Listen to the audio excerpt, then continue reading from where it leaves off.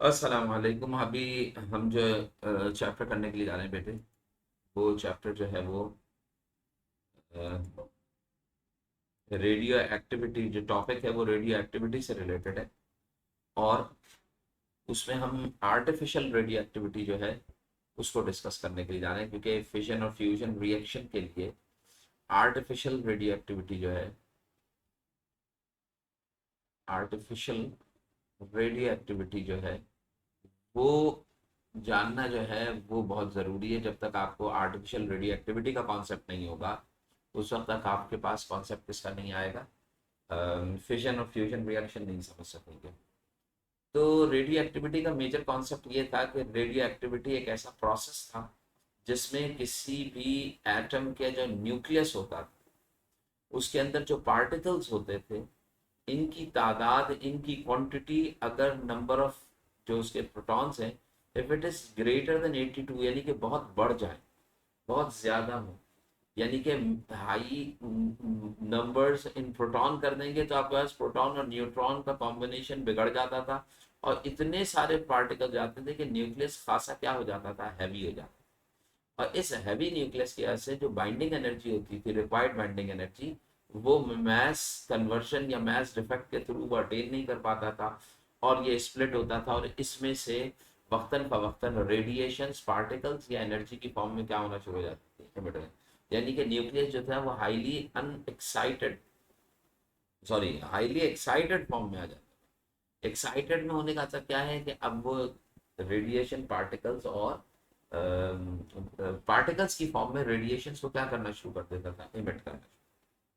लेकिन इसका मतलब क्या है कि जब एटॉमिक नंबर किसी भी मटेरियल का 82 से एक्सीड करता था, तो मुझे ये रेडियो एक्टिविटी का फिनोमेना जो था वो मुझे दिखाई देता है। रेडियो एक्टिविटी का फिनोमेना हमें कहाँ नजर आता था, जब एटॉमिक नंबर 82 से एक्सीड, और जब एटॉमिक नंबर 82 से एक्सीड करे तो जो नंबर ऑफ एलिमेंट्स आते हैं ना इसके बाद, वो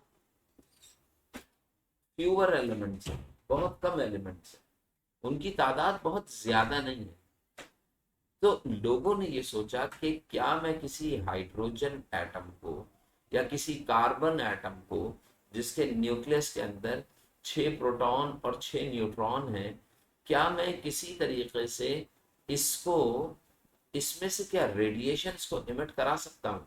तो उस बात समझ में आई कि भाई प्रोटॉन 6 हैं और न्यूट्रॉन भी 6 हैं, तो ये तो हाईली स्टेबल है, अनस्टेबल तो है ही नहीं, तो इसके अंदर से रेडिएशन इमिट नहीं हो सकती। या अगर हाइड्रोजन का एक एटम था, उसमें एक प्रोटॉन हाइड्रोजन का था, एटॉमिक मास और नंबर दोनों वन वन थे, तो इसमें से भी किसी किस्म की रेडिएशन इमिट नहीं हो रही।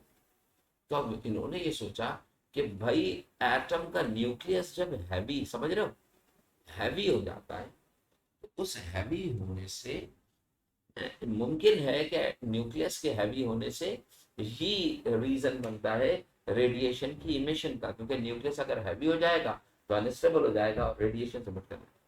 तो अब इन्होंने न्यूक्लियस जो कार्बन का लिया, वो जो शुरू में स्टेबल था, इस कार्बन के न्यूक्लियस में आहिस्ता आहिस्ता करके, अब बताइए न्यूक्लियस के अंदर अगर मैं इलेक्ट्रॉन को एटअप करता तो इलेक्ट्रॉन का मास तो बहुत ही कम था, तो इसको एटअप करने का कोई फायदा नहीं था, क्योंकि मास के ऊपर कोई इम्पैक्ट नहीं था। प्रोटॉन को जहाँ के भाई प्रोटॉन तो मास तो प्रोटॉन का होता है, अगर आप इसका देखें तो आपको इसका मास अच्छा खासा मिलेगा। लेकिन प्रॉब्लम यह है कि प्रोटॉन पॉजिटिव और न्यूक्लियस भी पॉजिटिव, तो पॉजिटिव से पॉजिटिव में रिपल्जन होती है, तो इसको लेके जाना करीब खासा मुश्किल था। तो रहस्य है कि मेरे पास कौन सा एटम बचा, कौन सा पार्टिकल बचा, दैट इज न्यूट्रॉन। कि न्यूट्रॉन चूंकि न्यूट्रल था, तो ये इजिली यहाँ से मूव करके यहाँ तक पहुंच सकता।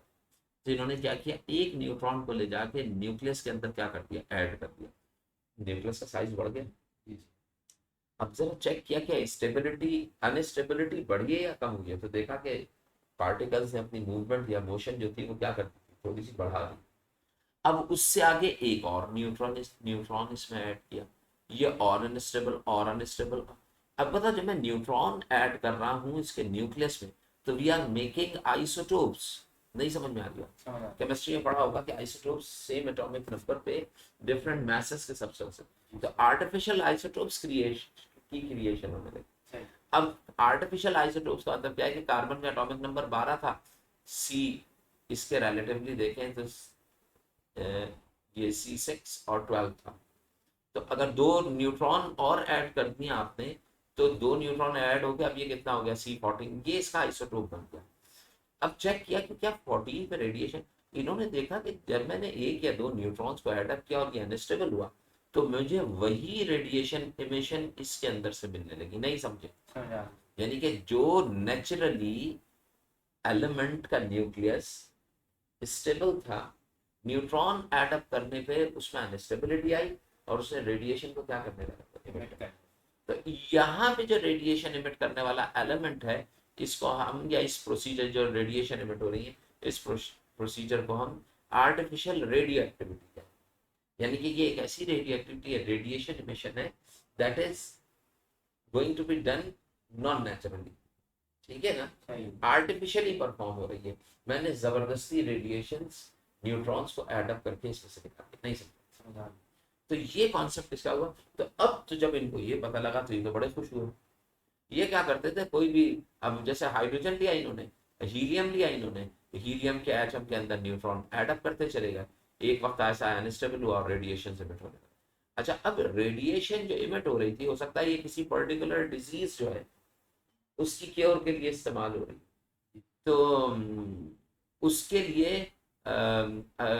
एक खास किस्म की रेडिएशन चाहिए, एक खास किस्म की फ्रीक्वेंसी चाहिए। तो यहाँ पे जो आर्टिफिशियली रेडियो एक्टिविटी जनरेट होती थी ना, उसकी सबसे मजे की बात ये थी कि मैं desired amount neutrons add up करके डिजायर्ड अमाउंट की गैमा रेडिएशन न्यूक्लियस से इमिट करा पाता था। नहीं समझे? आर्टिफिशियली कर रहा हूँ तो मेरे कंट्रोल में होगी ना, नेचुरली तो कंट्रोल में है नहीं। तो इसका मतलब क्या है कि आज के दौर में मेडिकल बेस के ऊपर जितनी जगहों पर भी रेडिएशन के थ्रू ट्रीटमेंट होती है, वो तमाम के तमाम एलिमेंट जो होते हैं वो नेचुरल नहीं होते बल्कि आर्टिफिशियली क्रिएटेड एलिमेंट्स। नहीं समझ? तो ये कहानियां हुआ करती इस तरीके से। अब क्या किया कि साइंटिस्ट जो थे उनका ये दिल चाहा कि भाई हम चेक करें सब पर। तो कोई साइंटिस्ट ऐसा था जिसने यूरेनियम का एटम लिया। अब जब उसने यूरेनियम का न्यूक्लियस लिया तो देखो बेटे, यूरेनियम के न्यूक्लियस में 235, अगर मैं इसको यहां से कॉपी करके उधर लिख लूं तो आपके पास ये आएगा। देखो बेटे, देखो, अब वो बंदा जो था ना, उसने यूरेनियम का न्यूक्लियस लिया, कंट्रोल भी करते हैं आप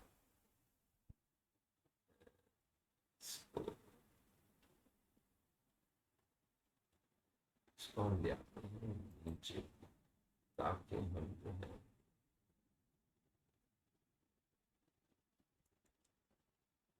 ठीक है, इसको हम कर देते हैं थोड़ा सा साइज में छोटा और इसको हम रख लेते हैं यहाँ। अब देखो उसने क्या किया, एक यूरेनियम का न्यूक्लियस लिया और कहा कि भाई यूरेनियम के अंदर अब मैं ऐड करने जा रहा हूँ एक न्यूट्रॉन। ये न्यूट्रॉन, समझ रहे हो, ये न्यूट्रॉन, ताकि इसमें ऐड हो जाए, इसकी अनस्टेबिलिटी और बढ़ जाए और मुख्तलिफ तरह की रेडिएशन जो है वो इमिट करते रहे।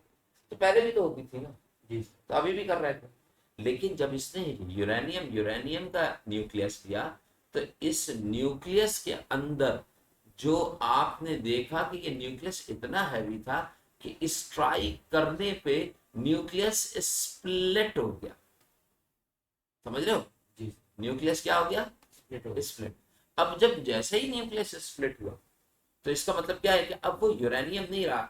जो 235 और 236 पार्टिकल्स हुए ना यहाँ पर, जब ये स्प्लिट हुआ तो इसमें से 141 पार्टिकल्स एक तरफ आ गए और जिसमें प्रोटॉन्स कितने थे, 56 थे, 56 थे। तो 56 प्रोटॉन देख के इसको हम बैरियम का नाम, इसका नाम दिया बैरियम, बैरियम। और दूसरे एलिमेंट को क्रिप्टॉन का, क्योंकि इसमें कितने प्रोटॉन थे, 36, 36, मतलब 56 और 36 को ऐड करोगे तो 92 आता है। तो बताइए ये इलेक्ट्रॉनिकली बैलेंस्ड है। अब इसी तरीके से 141 और यहाँ पे 92 और 3 न्यूट्रॉन्स है ना ये, इन 3 न्यूट्रॉन्स को जब तुम ऐड अप करोगे तो तुम्हारे पास ये 236 आंसर। जिसका मतलब क्या है, इलेक्ट्रॉनिकली बैलेंस्ड इक्वेशन। तो हुआ क्या प्रोसेस में कि when we strike a neutron with a heavy nucleus of uranium, it splits into daughter, ये डॉटर्स कहलाएंगे, ये पेरेंट है, ये किस में कन्वर्ट हो जाएगा अपने डॉटर एलिमेंट्स में, यानी कि बेरियम और क्रिप्टॉन में कन्वर्ट हो जाएगा। और इसके साथ साथ कितने न्यूट्रॉन्स रिलीज होंगे, तीन न्यूट्रॉन्स रिलीज होंगे, समझ गए। लेकिन इन सब के साथ जो most important thing is that कि आपके पास क्या चीज रिलीज होगी, एनर्जी। ये जो एनर्जी रिलीज हो रही होती है, ये energy huge amount of energy, huge amount of energy. अब ये एनर्जी कहां से आती है, जब न्यूक्लियस ब्रेक होता है तो उसमें से आती है। अब याद करो, मैंने तुम्हें पहले बताया था, मैं होता यह है कि जब इन तीनों के मास एडअप किए जाते हैं और प्रोडक्ट का मास फ्रैक्शंस में कैलकुलेट किया जाता है, तो जो प्रोडक्ट का मास आ रहा होता है वो अपने रिएक्टेंट के मुकाबले में फ्रैक्शंस में क्या हो चुका होता है, रिड्यूस हो गया। तो इसका मतलब क्या है, उसका जो रिडक्शन मास होता है that is converted into energy, E is equals to mc square. कौन सी इक्वेशन के through, E is equals to mc। तो जो मास डिफेक्ट, ये मास डिफेक्ट कहलाता है। तो जो मास डिफेक्ट डेल्टा m कहलाएगा कि चेंज ऑफ मास कितना आया दोनों तरफ। इसको E c स्क्वायर से करेंगे तो ये आपके पास जूल्स में अमाउंट ऑफ एनर्जी आती है, जो कि वो एनर्जी होती है जो कि एक्सपेरिमेंट में क्या होती है, एनर्जी। हाँ, अब जरा मुझे रिलीज होती है। तो अब मुझे एक बात ये बताओ कि अगर किसी एक्सपेरिमेंट से एनर्जी निकल रही है तो एक्सोथर्मिक होगा, एंडोथर्मिक, एक्सो, जिसका मतलब क्या है, ये एक्सोथर्मिक प्रोसेस, समझ गए। तो असल में fission reaction is said to be an splitting of a heavy neutron into two parts, कौन कौन से, barium and krypton, and by splitting both of them three further neutrons are released by the orbital, नहीं समझे, with a huge amount of energy। this process is called fission reaction। नहीं समझ आ गई, इसका तो ये इक्वेशन याद है तो तुम आसानी से लिख सकते, ठीक है जी। अब क्या होता है कि इसके अंदर कॉन्सेप्ट आता है चेन रिएक्शन। किस चीज का, चेन रिएक्शन। चेन रिएक्शन कैसे परफॉर्म होता है, कि सपोज कि एक ह्यूज अमाउंट ऑफ एनर्जी, एक सर्टेन अमाउंट ऑफ एनर्जी एक से निकला। अब जो तुमने सैंपल लिया है ना, किस चीज का सैंपल, जो आपने सैंपल यूरेनियम का लिया, उसमें एक एटम तो नहीं होगा ना, बहुत सारे एटम्स होंगे, हंड्रेड्स और थाउजेंड्स और 10,000 और इससे आगे भी आप लाख तक भी चले जाए, मिलियंस में बहुत सारे एटम्स मौजूद। तो बताओ, जब तुम एक न्यूट्रॉन को एक न्यूक्लियस पे स्प्रेड करा के ब्रेक करोगे तो इससे कितने न्यूट्रॉन्स निकलेंगे, तीन। बताओ, एक न्यूट्रॉन इस न्यूक्लियस को स्प्लिट कर देगा, एक न्यूट्रॉन इस न्यूक्लियस को स्प्लिट करेगा, समझ रहे हो जी, और तीसरा इसको। इसका मतलब क्या, एक न्यूट्रॉन ने एक न्यूक्लियस के स्प्लिट होने पे कितने न्यूक्लियस से स्प्लिट हुए, 3। अब इससे जो 3 न्यूट्रॉन होंगे, एक इसको स्प्लिट कर दिया, एक इससे टकरा गया और एक इससे टकरा गया, तो पहले वाले से 3 हुए, इनसे भी 3 होंगे, बिल्कुल। ये जो इससे जब निकलेंगे 3 तो ये 1 2 3, इससे जो निकलेंगे 1 2 और यहां पे चला गया 3, तो इसका मतलब क्या, 1 से 3, 3 से 9, 9 से 27, ये कहलाता है, that is called a chain reaction. कि these 3 neutrons which is the result of कौन सी equation, fission equation, each 3 electrons strikes on a 3 fresh nuclei of uranium which further split into 3 nucleus, नहीं 3 nucleus नहीं, 2 nucleuses, यानी कि 3 nucleuses को split करेगा और फिर क्या होगा कि दिस प्रोसेस इज कंटिन्यूअस। तो जब वो लूप में आएगा तो that is called a chain reaction. अब ये बताओ कि जब ऐसे स्टार्ट किया और यूं बढ़ना शुरू हुआ, तो एक न्यूक्लियस, 2 न्यूक्लियस, 4 6 8 10, अब इससे ज्यादा अगर एनर्जी आएगी तो फिर मेरे लिए खतरनाक होगी। तो मैं क्या करता हूँ, इसको इतना कंट्रोल किया जाता है कि मैंने आज पूरे दिन के लिए 10 न्यूक्लियस से एनर्जी मिल रही, तो 10 ही न्यूक्लियस को क्या करा जाता है, तो फिर क्या किया जाता है कि जब 3 न्यूट्रॉन निकलते हैं ना, तो हम क्या करते हैं कि एक मटेरियल इस्तेमाल होता है जिसको हम कहते हैं कार्बन रॉड्स। कार्बन रॉड्स, ये जो कार्बन रॉड्स होती हैं, इनका काम ये होता है कि ये हमने सब्सटेंस से निकाल के रखते हैं, और जैसे ही सब्सटेंस से बाहर निकाल लेंगे रिएक्शन स्टार्ट हो जाए। लेकिन जैसे ही 10 न्यूक्लियस स्प्लिट हुए, उसी इंस्टेंट में मैंने इन रॉड्स को क्या कर देता हूँ, बाहर निकाल।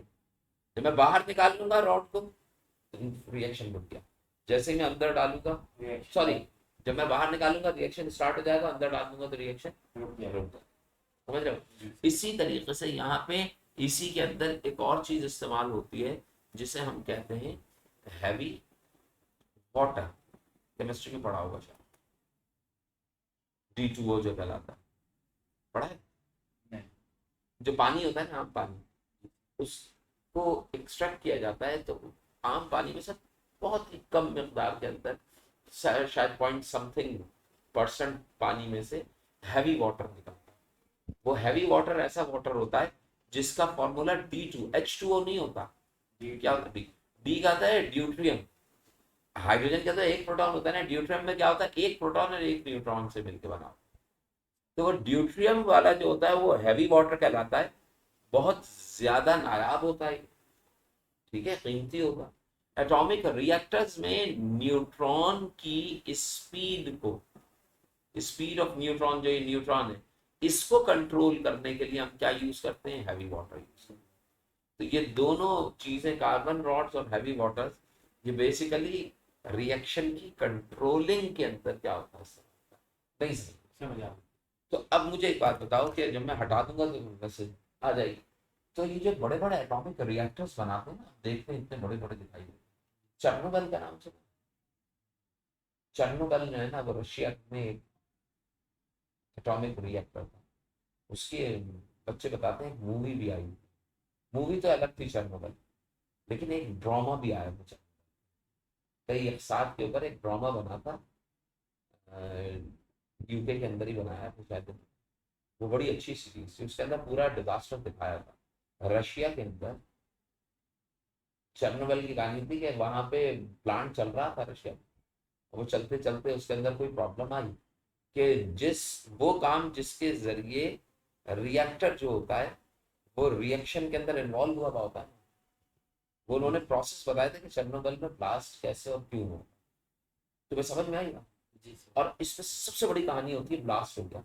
अब रेडियो एक्टिविटी आपने जहाँ रखी हुई है, उसके लिए सेफ्टी फीचर्स तो आपने अप्लाई करने पड़ेंगे।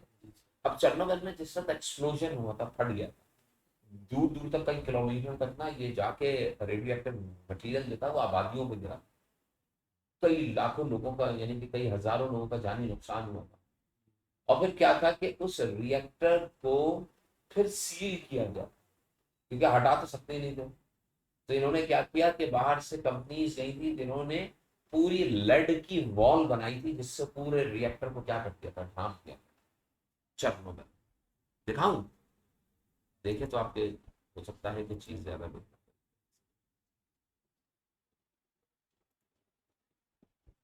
तो ये जो आपने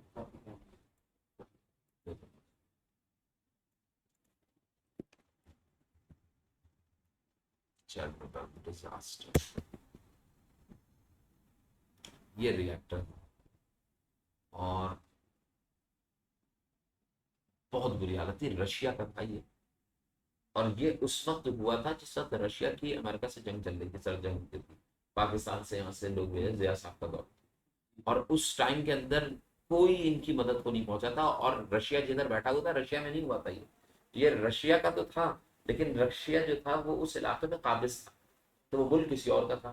तो रशिया ने उनको खुला छोड़ दिया था कि जाओ मरो। बहुत लोग उसके अंदर ना, बड़ा खतरनाक केस हुआ था। तो इसके अंदर देखिए, अगर कोई, ये देखो, ये देखो,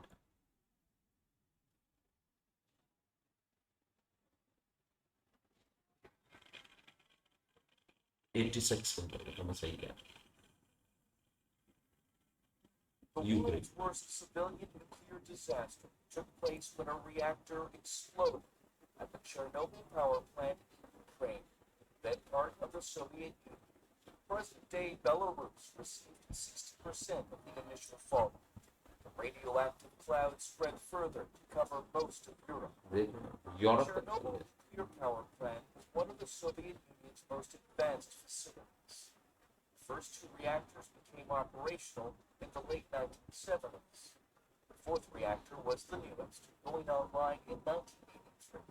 On April 26, 1986, technicians prepared to test the backup cooling system in reactor number 4, but the routine safety drill went horribly wrong. A nuclear reactor is like a giant steam engine. Uranium fuel rods react to produce a massive amount of heat. That converts water into steam, which drives huge turbines to generate electricity. Control rods are inserted in between the uranium to slow the reaction, and it's crucial for cooling water to be pumped around the core to prevent overheating. But as the test began, almost all of the control rods were removed, and technicians lost control of the flow of coolant. Temperatures soared, and extreme heat began to melt the core. At 1:23 a.m., reactor 4 exploded. It समझ में आएगा spewed कि tons of radioactive debris क्या into the atmosphere. 115,000 people were evacuated from a नहीं 30-kilometer उन्होंने किया zone. ये था कि जैसा कि करने जा रहे थे ये वाला पोर्शन भी दिया है इनिशियली जब इन्होंने ये ड्रिलिंग कर रहे थे टेस्टिंग जैसे यहाँ पर ड्रिलिंग होती उस तरह की ड्रिल करने के लिए गए थे अभी इतनी बड़ी जहालत है कि ड्रिल करने के लिए जो जनरेटर थे वो वाटर ये होता क्या है कि जब ये करते हैं हीट प्रोड्यूस होती है पानी हीटर होकर ऊपर जाता है इसके अंदर इन्होंने करना ये होता है कि जब रिएक्शन यानी कि उसको प्रोसेस को परफॉर्म करेंगे या ड्रिल करने के लिए जाएंगे तो ड्रिल इस बेस पे होगी कि कार्बन रॉड्स को अंदर रख के उसको ऑफ किया जाएगा तब करेंगे ना ड्रिल ऐसा तो नहीं होता कि मैं ड्रिल भी कर रहा हूँ और कार्बन रॉड्स डाल के ड्रिल कर वो कंट्रोल में ही नहीं आएगा इसको रिमूव करने की कार्बन इन्होंने रिमूव नहीं की इन्होंने डाले डाले कर दिया ये देखो कार्बन रॉड्स पड़ी हुई टेम्परेचर इंक्रीज करके एक्सट्रीम के ऊपर चला गया और ऊपर वाला हिस्सा जो था वो बर्स्ट हो गया और इससे जो तबाही आई थी ये देखें ये बाद में ये बता Toxicity of the radioactive cloud was equivalent to 400 Hiroshima atomic bomb explosions. It was hastily built a concrete sarcophagus to encase the entire देखो ये reactor कंक्रीट का to बनाया था prevent उसको more कवर अप किया radiation from spreading. Inside, there remained 200 tons of radioactive fuel. The remaining 3 reactors continued to operate due to energy shortages in Ukraine. It wasn't until the year 2000 that the Chernobyl complex was completely shut down. With the concrete sarcophagus crumbling, the international community began to build a new confinement structure for Reactor 4. It stands 110 meters tall, higher than the Statue of Liberty, and it's wide enough to fit a ship the size of the Titanic. At a projected cost of $3 billion, the construction is scheduled for completion in 2017. One of Chernobyl's iconic red and white chimneys will be dismantled, and the massive steel dome will slide over reactor number 4. The confinement structure is expected to last हो गया ना तो आप गए 100 years. अगर ये हो गया ना एक्सप्लोजन और ये कहते हैं कि तारीख का सबसे खतरनाक तरीन एक्सप्लोजन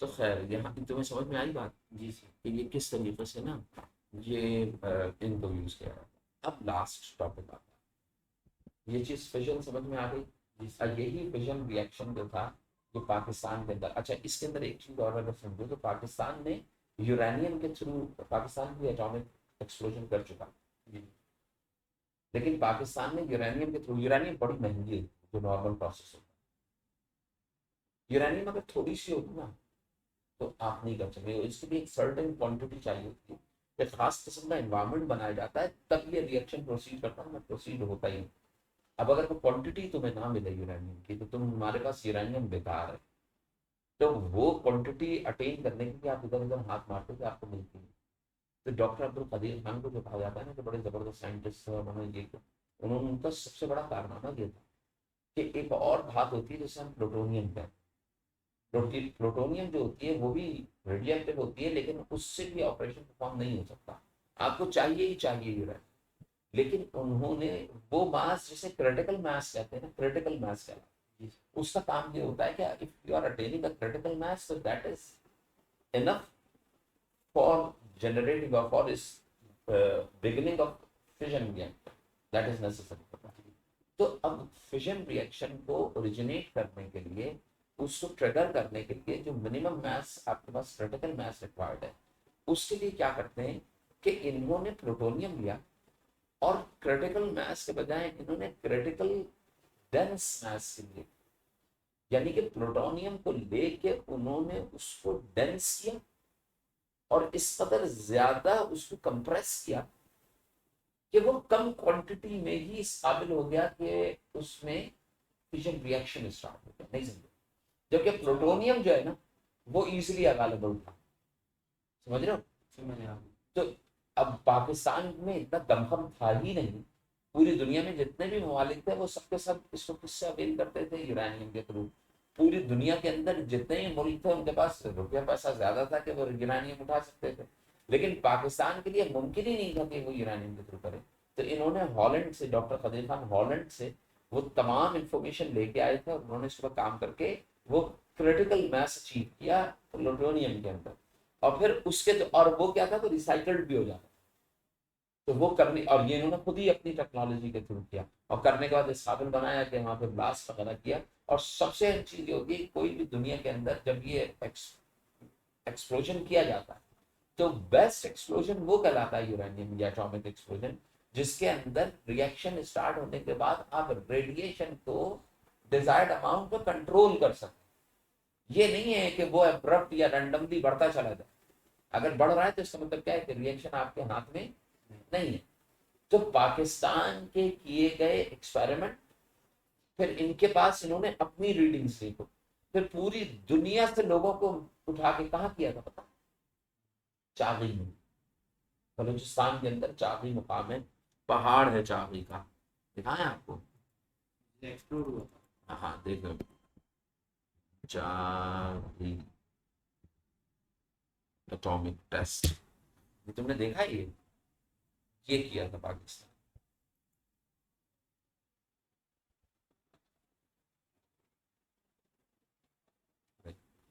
एक सेकंड में दिखाता हूँ यार, ये जबरदस्त चीज थी। ये देखिए, देख रहे हैं? ये वहां के पहाड़ देख रहे हो? इसका कलर देखो चेंज हो रहा है, ये ब्लैक कलर के पहाड़ है। पाकिस्तानी साइंसदान ने बटन दबाया तो जेर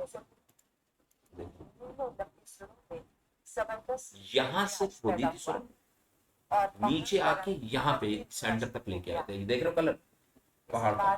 पहाड़ों पर जमी मिट्टी खून बनकर देख रहे हैं? ये पहाड़ में वाइब्रेशन हुई है नीचे, और ये कंट्रोल्ड था। ये इतना कंट्रोल्ड इन्होंने किया था कि जब साइंटिस्ट बाहर से बुलवाए हैं तो वो हैरान थे कि ये आपने किस तरीके से, तभी ये पाकिस्तान की एटॉमिक टेक्नोलॉजी और पाकिस्तान की मिसाइल टेक्नोलॉजी है तो जेर असर चाइना के, लेकिन चाइना को पाकिस्तान खुद सपोर्ट प्रोवाइड कर रहा है। पाकिस्तान का माल वाल नहीं है खाने पीने के लिए, यानी कि अपने पास भी माल नहीं है कि चीज बिल्डअप कर सके, लेकिन इंजीनियर सारे उधर के साथ। देख रहे हो क्या अशर हुआ? ये देखिए पहाड़ के अंदर यहाँ पे एक 4 या 5 किलोमीटर नीचे जाके इस पोजीशन के ऊपर धमाका हो रहा है अंदर, और उसका इम्पैक्ट बाहर आ, समझ रहे हैं? देखिए यहाँ पे इन्होंने ये दिखाया, ये नवाज शरीफ के दौर में, देखो ये कर लेने के बाद का दिखा है। वो रेडियो एक्टिव नहीं हो जाता सर फिर उधर? नहीं, वो कंट्रोल्ड है। आप पहाड़ के ऊपर खड़े हो जाएं, आपके ऊपर उसकी रेडियो एक्टिविटी नहीं आएगी, क्योंकि पार्टिकल्स उतने मार्क किए गए थे कि हीट तो पहुंच गई थी, लेकिन हार्मफुल रेडियो एक्टिविटी ऊपर गई नहीं कि जाके ये लोग मिल के आए अगले दिन। वरना अगर चेरनोबिल के लिए क्या बता रहा था वो, एक्सप्लोजन हुआ था तो वो उसके ऊपर क्या क्या बनाया गया और कब तक बंद, सन 2000 तक तो उसको खोला ही नहीं गया था। 2000 के बाद खुला है, 85-86 के बाद, 14 साल बाद। और ये वहां का अगले दिन दौरा करने के लिए आए हुए पाकिस्तान के अंदर। तो ये जो इनकी अपनी टेक्नोलॉजी, देखो पहाड़ का कलर चेंज हो गया, वाइट हो गया, ठीक है ना, व्हाइट हो गया ये, जबकि इसका एक्चुअल कलर बैक एंड के ऊपर देखें तो ये ब्लैक थे, समझ रहे हैं? बड़ा मतलब जबरदस्त क्लास का नवाज शरीफ के दौर में किया था ये डॉक्टर अब्दुल कलाम। उनको तो देखा होगा ना। जी जी। और ये वो बंदा था जो अकेले, और लेके भी कैसे आया था पता है, चुरा के लेके आए थे। ये जहाँ पे काम करते थे ना, वहाँ के ये स्टीनो थे, यानी कि वहाँ पे नोट्स राइटिंग किया करते थे। लेकिन ये बंदा जो था ये मेटलर्जी के अंदर ना इसने डॉक्टरेट किया हुआ। तो हॉलैंड की जिस फर्म में बैठ के काम करते थे, तो जो इनके दोस्त होते थे ना, उनमें एक बंदा था जो इनका दोस्त, वो जाके कहता था कि यार मैं तुम्हें जानता हूँ कि तुम कौन हो, कैसे हो, लेकिन अगर फर्म को पता लग गया ना कि तुम इतने इन्फॉर्मेटिव आदमी हो और जानते हो इन्फॉर्मेशन है तुम्हारे पास और पाकिस्तान से हो तुम, तो तुम्हें तो लात मार के हटा देंगे ये। तो इन्होंने कहा तुम कुछ बोलो नहीं, मैं खामोशी से अपना काम। तो ये वहां बैठते थे, इनके पास जो वहां पे रिएक्शन होते थे ना, उनके सिर्फ पेपर्स आते थे रिकॉर्ड, और वो उसको नोट डाउन करते रहते। जियाउल हक नहीं, जिया साहब से पहले भुट्टो जो था, उसके दौर में भुट्टो ने इनसे कहा आप अपनी तमाम जॉब शॉप छोड़ो, पाकिस्तान में आके एस्टैब्लिश करो। ये वहां पे बंदा जो था वो हजारों लाखों रुपए की जॉब कर रहा था, मुल्क की खातिर और जज्बा हुब्बुल वतनी की खातिर। वो जॉब वॉब छोड़ के 1977 नहीं 71 72 में छोड़ के पाकिस्तान आ गया, अपने साथ लोगों को लेके आया, यहाँ पे कसम पुरसी की जिंदगी गुजारी। और पूरा atomic reactor, atomic energy commission जो है पाकिस्तान का, वो बंदे ने स्टैब्लिश करने के बाद एटॉमिक एक्सप्लोजन करवा दिए जिया साहब के दौर में। जिया साहब ने बड़ा सपोर्ट किया सबने। और जब एक्सप्लोजन इन्होंने किए तो उस एक्सप्लोजन के बाद ये टॉप पर आ गए, पाकिस्तान का हो गया। लेकिन बाद में यही चीज पता लगी कि वहां से चीजें लेके आए थे खामोशी से। इंग्लैंड वालों ने, हॉलैंड वालों ने इनको मुकदमा कर दिया था। वो मुकदमा उनके दौर में, भुट्टो के दौर में, भुट्टो ने जीता मुकदमा यहाँ से बंदों को भेजकर। फिर ये सही चलते रहे। फिर आपको याद है मुशर्रफ का नाम सुना? जी। उनके दौर में आर्मी जो थी वो कुछ गलत कामों में इन्वॉल्व थी पाकिस्तान की अपनी, इसी के हवाले से पड़ा होगा। और उन्होंने क्या किया था, उन्होंने तमाम इल्जाम इस बंदे पे डाला और इनसे कहा कि तुम ये कहो कि मैं वहां से चोरी करके लाया था और मैंने बाकी मुल्कों को भी दे दिया है, लेकिन इसमें आर्मी इन्वॉल्व नहीं है, सिर्फ मैं इन्वॉल्व। और ये बंदा ऐसा बंदा था कि इसने उनके कहने पे और मुल्क को बचाने के लिए तमाम इल्जाम इस जिम्मे सर पे लिया कि वो बंदा जो अपनी जॉब शॉब छोड़ के सब यहाँ आया था, वो बैठ के ये इल्जाम दे रहा था कि भाई मेरे ऊपर दौलत की लालच आ गई थी और मैंने ये काम खुद किया। ये मुशर्रफ के दौर में इसने बयान दिया था, फिर इसको कैद कर दिया गया, यहाँ से बाहर नहीं भेजा गया इनको। और फिर उस कैद के अंदर ही इनका इंतकाल हुआ भी पिछले दिनों, पिछले साल रिसेंटली हुआ। रिसेंटली। और इन्होंने फिर बाद में आके ये बात कही, जब मुशर्रफ चला गया, हट गया, तो उन्होंने कहा कि मैंने मुल्क के लिए जो कुर्बानियां दी हैं ना, इस मुल्क के लिए किसी ने नहीं दी होंगी। और ये रियलिटी है कि ये मुल्क को बनाने वाले और मुल्क को की सपोर्ट में, लेकिन जिन लोगों के थ्रू मिलकर इन्होंने काम किया था, जब उनके ऊपर बात आने लगी तो उन्होंने इनको रगड़ा। ये है हमारे यहाँ का निजाम चट। ठीक है, तो ये तुमको फ्यूजन मैंने पढ़ा दिया। अब टाइम थोड़ा सा ज्यादा हो गया है, फ्यूजन जो है ना वो कल इंशाल्लाह फिर हम उसको देखेंगे। बस इसके लिए